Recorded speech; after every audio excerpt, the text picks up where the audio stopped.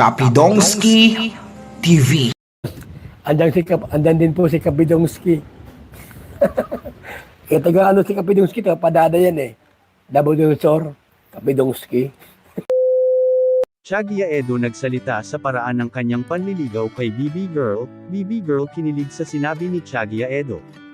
Sa live nga ni Tiagia ito nga ang kanyang sinabi, pero bago ang lahat please like this video at suportahan po natin ang channel ni Tiagia Edo please mga ka-Edrica Fanatics dyan palakasin at suportahan po natin ang channel ni Opa Edo, deserve talaga suportahan natin si Opa Edo dahil saludo talaga ako sa taong ito dahil kahit may opportunity na siyang palakasin niya ang kanyang channel dahil ang sikat ng Edrica ngayon pero may race ito talaga si Opa Edo kay Kalingap Rap.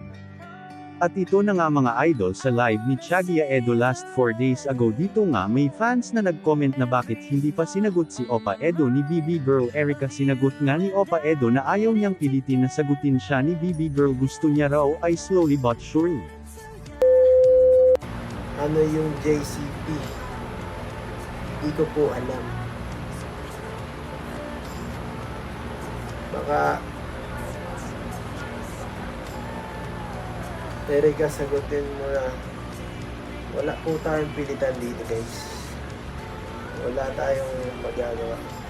Tayo ay chill lang.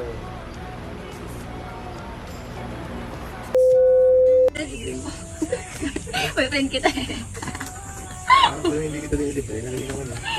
So, syempre si Edu ang ating main content, main character. Edu, isang tanong lang, paano mo pinaghandaan ang Jowa Challenge?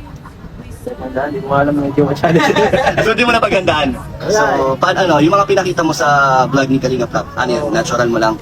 Na gano'n ka talaga? Matagal niya naman ang bro pinaghahandaan. Alam ko lang pinaghahandaan yung pagkanto. Ay, grabe, matagal lang talaga. Matagal lang ako nagkukondisyon eh. Para kay Erika? So, yun lang po. Salamat, Edu. Babay ka naman sa mga supporters mo. Babay po mga subscriber ni Kalingap lahat. Siyempre ng Kalingap. Sa panonood.